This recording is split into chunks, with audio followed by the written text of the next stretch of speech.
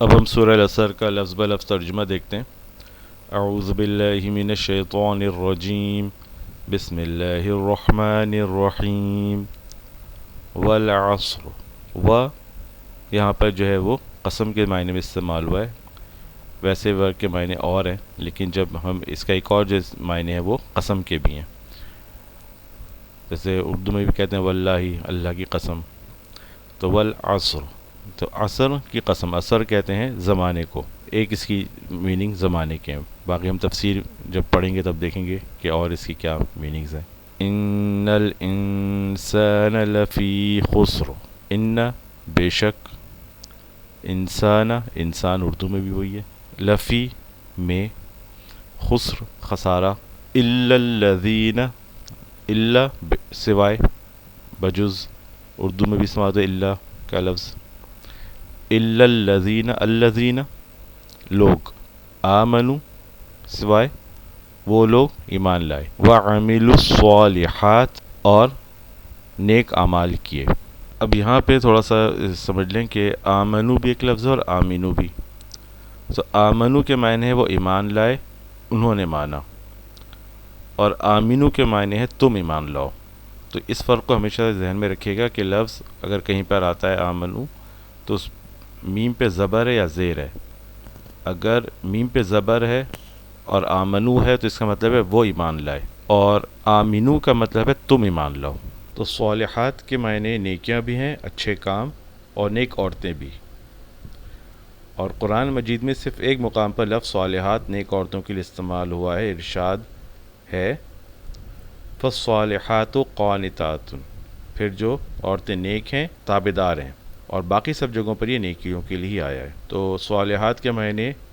نیکیاں بھی ہیں اور نیک عورتیں بھی ہیں، لیکن قرآن مجید میں صرف ایک مقام پر یہ نیک عورتوں کے لیے آیا ہے، باقی سب جگہوں پہ یہ نیکیوں کے لیے آیا ہے۔ وَتَوَاصَوْا بِالْحَقِّ، و اور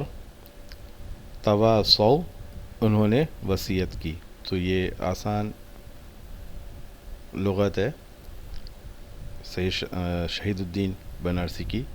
اس میں ہے تواصوا کے معنی ہیں انہوں نے باہم وصیت کی۔ یہ ماضی کا صیغہ ہے، جمع ہے، مذکر و غائب ہے، یعنی کہ تھرڈ پرسن کے لیے پلورل،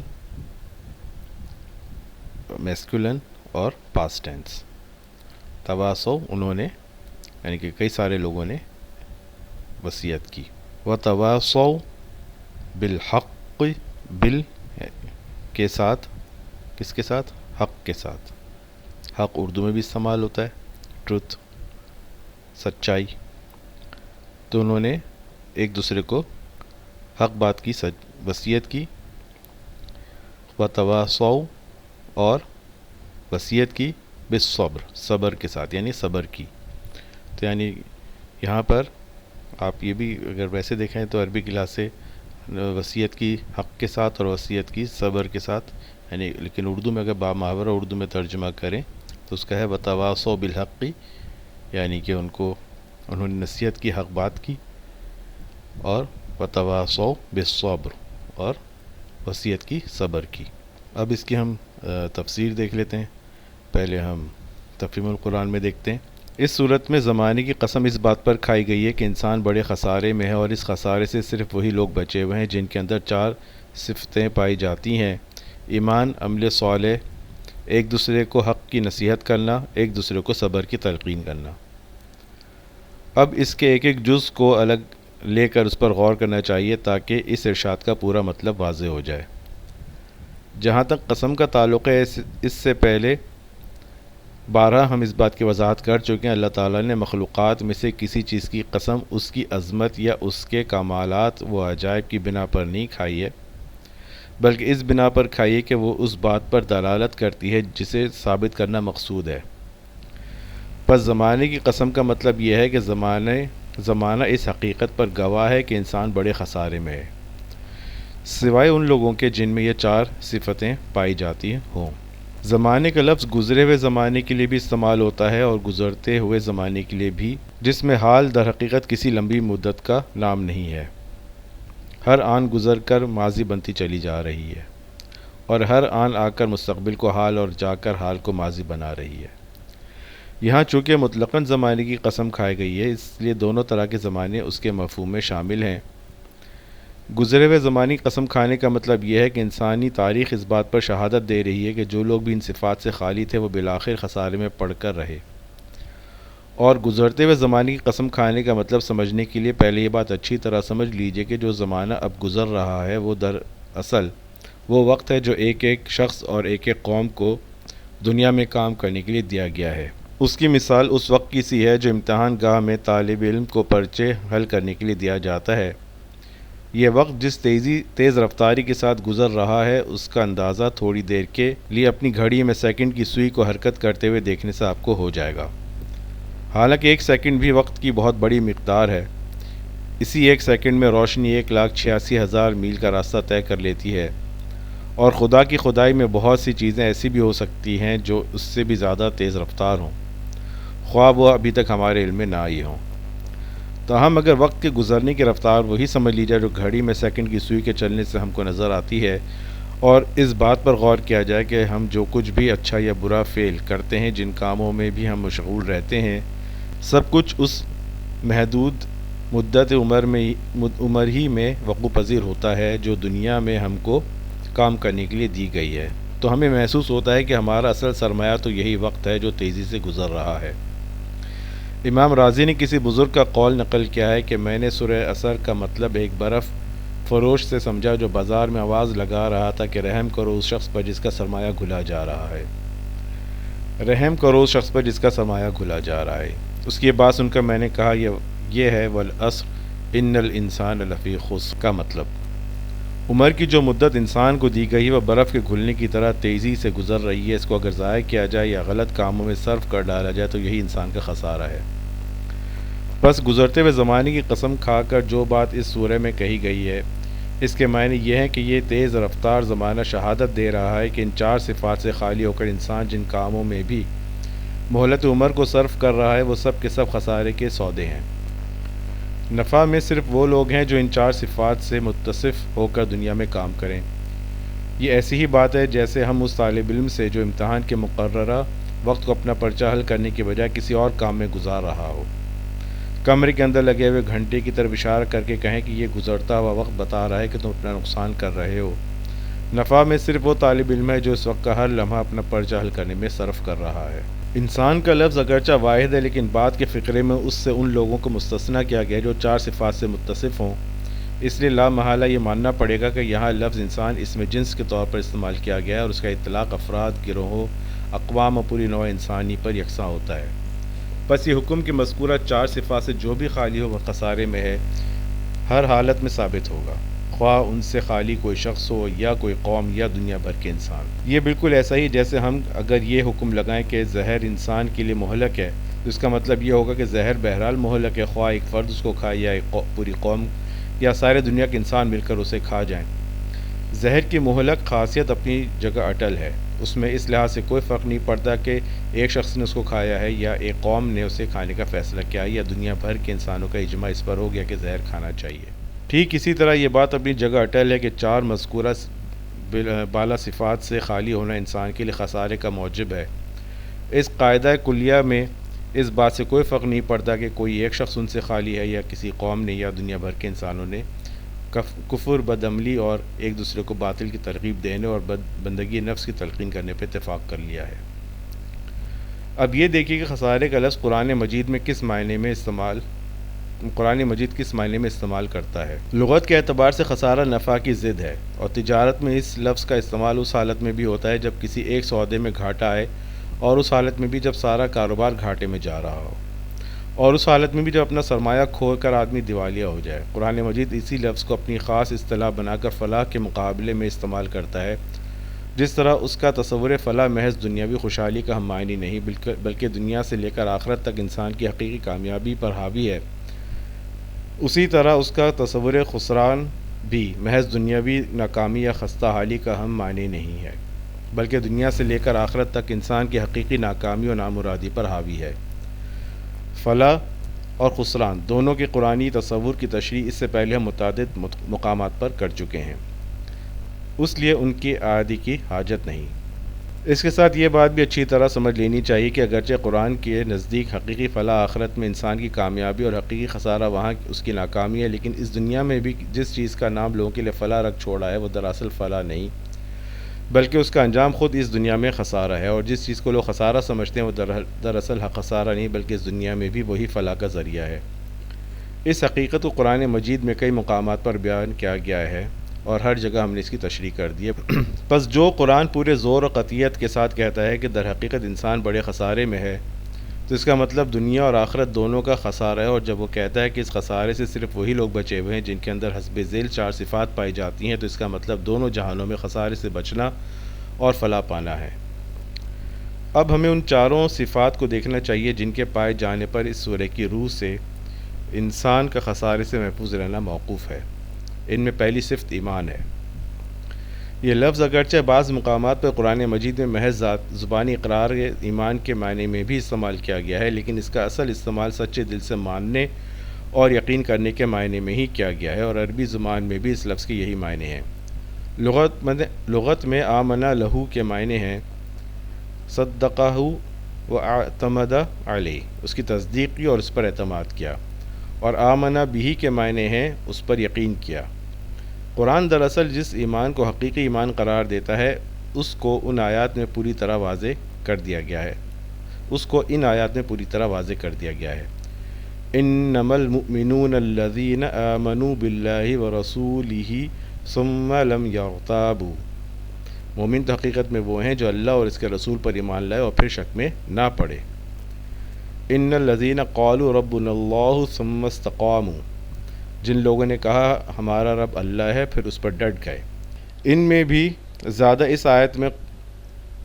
زبانی اقرار ایمان اور حقیقی ایمان کا فرق ظاہر کیا گیا ہے، اور یہ بتایا گیا ہے کہ اصل مطلوب حقیقی ایمان ہے نہ کہ زبانی اقرار۔ اب رہا یہ سوال کہ ایمان لانے سے کن چیزوں پر ایمان لانا مراد ہے، تو قرآن مجید میں پوری طرح اس بات کو بھی کھول کر بیان کر دیا گیا ہے۔ اس سے مراد اولاً اللہ کو ماننا ہے، محض اس کے وجود کو ماننا نہیں، بلکہ اسے اس حیثیت سے ماننا ہے کہ وہی ایک خدا ہے، خدائی میں اس کا کوئی اس کا شریک نہیں، وہی اس کا مستحق ہے کہ انسان اس کی عبادت، بندگی اور اطاعت بجا لائے، وہی قسمتیں بنانے اور بگاڑنے والا ہے، بندے کو اسی سے دعا مانگنی چاہیے، اسی پر توکل کرنا چاہیے، وہی حکم دینے اور منع کرنے والا ہے، بندے کا فرض ہے کہ اس کے حکم کی اطاعت کرے، جس چیز سے اس نے منع کیا ہے اس سے رک جائے، وہ سب کچھ دیکھنے اور سننے والا ہے۔ اس سے انسان کا کوئی فعل تو درکنار، وہ مقصد اور نیت بھی مخفی نہیں جس کے ساتھ اس نے کوئی فعل کیا ہے۔ ثانیاً رسول کو ماننا اس حیثیت سے کہ وہ اللہ تعالیٰ کا مامور کیا وہ ہے، ہادی و رہنما ہے، جس چیز کی تعلیم بھی اس نے دی ہے وہ اللہ تعالیٰ کی طرف سے ہے، برحق ہے اور واجب التسلیم ہے۔ اسی ایمان بالرسالت میں ملائکہ، انبیاء، کتب الہیہ پر اور خود قرآن پر بھی ایمان لانا شامل ہے، کیونکہ یہ ان تعلیمات میں سے ہے جو اللہ کے رسول صلی اللہ علیہ وآلہ وسلم نے دی ہیں۔ ثالثاً آخرت کو ماننا اس حیثیت سے کہ انسان کی موجودہ زندگی پہلی اور آخری زندگی نہیں ہے، بلکہ مرنے کے بعد انسان کو دوبارہ زندہ ہو کر اٹھنا ہے، اپنے ان اعمال کا جو اس نے دنیا کی اس زندگی میں کیے ہیں خدا کو حساب دینا ہے، اور اس محاسبے میں جو لوگ نیک قرار پائیں انہیں جزا اور جو بد قرار پائیں ان کو سزا ملنی ہے۔ یہ ایمان اخلاق اور سیرت و کردار کے لیے ایک مضبوط بنیاد فراہم کر دیتا ہے جس پر ایک پاکیزہ زندگی کی عمارت قائم ہو سکتی ہے، ورنہ جہاں سرے سے ایمان ہی موجود نہ ہو وہاں انسان کی زندگی خواہ کتنی ہی خوشنما کیوں نہ ہو، اس کا حال ایک بے لنگر کے جہاز کا سا ہوتا ہے جو موجوں کے ساتھ بہتا چلا جاتا ہے اور کہیں قرار نہیں پکڑ سکتا۔ ایمان کے بعد دوسری صفت جو انسان کو خسارے سے بچانے کے لیے ضروری ہے وہ صالحات یعنی نیک کاموں پر عمل کرنا ہے۔ صالحات کا لفظ تمام نیکیوں کا جامع ہے جس سے نیکی اور بھلائی کی کوئی قسم چھوٹی نہیں رہ جاتی، لیکن قرآن کی روح سے کوئی عمل بھی اس وقت تک عمل صالح نہیں ہو سکتا جب تک کہ اس کی جڑ میں ایمان موجود نہ ہو اور وہ اس ہدایت کی پیروی میں نہ کیا جائے جو اللہ اور اس کے رسول صلی اللہ علیہ وسلم نے دی ہے۔ اسی لیے قرآن مجید میں ہر جگہ عمل صالح سے پہلے ایمان کا ذکر کیا گیا ہے، اور اس سورہ میں بھی اس کا ذکر ایمان کے بعد ہی آیا ہے۔ کسی ایک جگہ بھی قرآن میں ایمان کے بغیر کسی عمل کو صالح نہیں کہا گیا ہے، اور نہ عمل بلا ایمان پر کسی اجر کی امید دلائی گئی ہے۔ دوسری طرف یہ بھی ایک حقیقت ہے کہ ایمان وہی معتبر مفید ہے جس کے صادق ہونے کا ثبوت انسان اپنے عمل سے پیش کرے، ورنہ ایمان بلا عمل صالح محض ایک دعویٰ ہے جس کی تردید آدمی خود ہی کر دیتا ہے جب وہ اس دعوے کے باوجود اللہ اور اس کے رسول صلی اللہ علیہ وسلم کے بتائے ہوئے طریقے سے ہٹ کر چلتا ہے۔ ایمان اور عمل صالح کا تعلق بیج اور درخت کا سا ہے۔ جب تک بیج زمین میں نہ ہو کوئی درخت پیدا نہیں ہو سکتا، لیکن اگر بیج زمین میں ہو اور کوئی درخت پیدا نہ ہو رہا ہو تو اس کے معنی یہ ہیں کہ بیج زمین میں دفن ہو کر رہ گیا۔ اسی بنا پر قرآن میں جتنی بشارتیں بھی دی گئی ہیں انہی لوگوں کو دی گئی ہیں جو ایمان لا کر عمل صالح کریں، اور یہی بات اس سورہ میں بھی کہی گئی ہے کہ انسان کو خسارے سے بچانے کے لیے جو دوسری صفت ضروری ہے وہ ایمان کے بعد صالحات پر عمل کرنا ہے۔ بالفاظ دیگر عمل صالح کے بغیر محض ایمان آدمی کو خسارے سے نہیں بچا سکتا۔ مذکورہ بالا دو صفتیں تو وہ ہیں جو ایک ایک فرد میں ہونی چاہیے۔ اس کے بعد یہ صورت مزید دو صفتیں بیان کرتی ہے جو خسارے سے بچانے کے لیے ضروری ہیں، اور وہ یہ ہیں کہ ایمان لانے اور عمل صالح کرنے والے لوگ ایک دوسرے کو حقی نصیحت اور صبر کی تلقین کریں۔ اس کے معنی یہ ہے کہ اول تو ایمان لانے اور نیک عمل کرنے والوں کو فرد بن کر نہیں رہنا چاہیے، بلکہ ان کے اجتماع سے ایک مومن اور صالح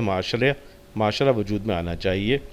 دوسرے، اس معاشرے کے ہر فرد کو اپنی یہ ذمہ داری محسوس کرنی چاہیے کہ وہ معاشرے کو بگڑنے نہ دے۔ اسی لیے اس کے تمام افراد پہ یہ فرض عائد ہوتا ہے کہ وہ ایک دوسرے کو حق اور صبر کی تلقین کریں۔ حق کا لفظ باطل کی ضد ہے اور بالعموم یہ دو معنوں میں استعمال ہوتا ہے، ایک صحیح اور سچی اور مطابق عدل و انصاف اور مطابق حقیقت بات، خواہ و عقیدہ و ایمان سے تعلق رکھتی ہو یا دنیا کے معاملات سے۔ دوسرے، وہ حق جس کا ادا کرنا انسان پر واجب ہو، خواہ وہ خدا کا حق ہو یا بندوں کا حق یا خود اپنے نفس کا حق۔ بس ایک دوسرے کو حق کی نصیحت کرنے کا مطلب یہ ہے کہ اہل ایمان کا یہ معاشرہ ایسا بے حس نہ ہو کہ اس میں باطل سر اٹھا رہا ہو اور حق کے خلاف کام کیے جا رہے ہوں مگر لوگ خاموشی کے ساتھ اس کا تماشا دیکھتے رہیں، بلکہ اس معاشرے میں یہ روح جاری اور ساری رہے کہ جب اور جہاں بھی باطل سر اٹھائے کلمہ حق کہنے والے اس کے مقابلے میں اٹھ کھڑے ہوں، اور معاشرے کا ہر فرد صرف خود ہی حق پرستی اور راست بازی اور عدل و انصاف پر قائم رہنے اور حقداروں کے حقوق ادا کرنے پر اکتفا نہ کرے بلکہ دوسروں کو بھی اس طرز عمل کی نصیحت کرے۔ یہ وہ چیز ہے جو معاشرے کو اخلاقی زوال اور انحطاط سے بچانے کی ضامن ہے۔ اگر یہ روح کسی معاشرے میں موجود نہ رہے تو وہ خسران سے نہیں بچ سکتا۔ اس خسران میں وہ لوگ بھی آخرکار مبتلا ہو کر رہتے ہیں جو اپنی جگہ حق پر قائم ہوں مگر اپنے معاشرے میں حق کو پامال ہوتے دیکھتے رہے ہیں۔ یہی بات ہے جو سورہ مائدہ میں فرمائی گئی ہے کہ بنی اسرائیل پر حضرت داؤد علیہ السلام اور حضرت عیسیٰ ابن مریم علیہ السلام کی زبان سے لعنت کی گئی، اور اس لعنت کی وجہ یہ ہے کہ ان کے معاشرے میں گناہوں اور زیادتیوں کا ارتکاب عام ہو رہا تھا اور لوگوں نے ایک دوسرے کو برے افعال سے روکنا چھوڑ دیا تھا۔ پھر اسی بات کو سورہ اعراف میں اس طرح بیان فرمایا گیا ہے کہ بنی اسرائیل نے جب کھلا سبت کے احکام کی خلاف، سبت ایک ہفتے کے دن کا جو حکم تھا اس کے متعلق جب سورہ بنی اسرائیل ہے کہ اس وقت پڑھیں گے کہ بنی اسرائیل نے جب کھلا سبت یعنی ہفتے کے دن کے احکام کی خلاف ورزی کر کے مچھلیاں پکڑنا شروع کر دیں تو ان پر عذاب نازل کر دیا گیا، اور اس عذاب سے صرف وہی لوگ بچائے گئے جو اس گناہ سے روکنے کی کوشش کرتے تھے۔ اور اسی بات کو سورہ انفال میں یوں بیان کیا گیا ہے کہ بچو اس فتنے سے جس کی شامت مخصوص طور پر صرف انہی لوگوں تک محدود نہ رہے گی جنہوں نے تم میں سے یہ گناہ کیا ہو۔ اسی لیے امر بالمعروف اور نہی عن المنکر کو امت مسلمہ کا فریضہ قرار دیا گیا ہے، اور اس امت کو بہترین امت کہا گیا ہے جو یہ فریضہ انجام دے۔ حق کی نصیحت کے ساتھ دوسری چیز جو اہل ایمان اور ان کے معاشرے کو خسارے سے بچانے کے لیے شرط لازم قرار دی گئی ہے وہ یہ ہے کہ اس معاشرے کے افراد ایک دوسرے کو صبر کی تلقین کرتے رہیں، یعنی حق کی پیروی اور اس کی حمایت میں جو مشکلات پیش آتی ہیں وہ اس راہ میں جن تکالیف سے، جن مشقتوں سے، جن مصائب سے اور جن نقصانات اور محرومیوں سے انسان کو سابقہ پیش آتا ہے ان کے مقابلے میں وہ ایک دوسرے کو ثابت قدم رہنے کی تلقین کرتے رہیں۔ ان کا ہر فرد دوسرے کی ہمت بندھاتا رہے کہ وہ ان حالات کو صبر کے ساتھ برداشت کرے۔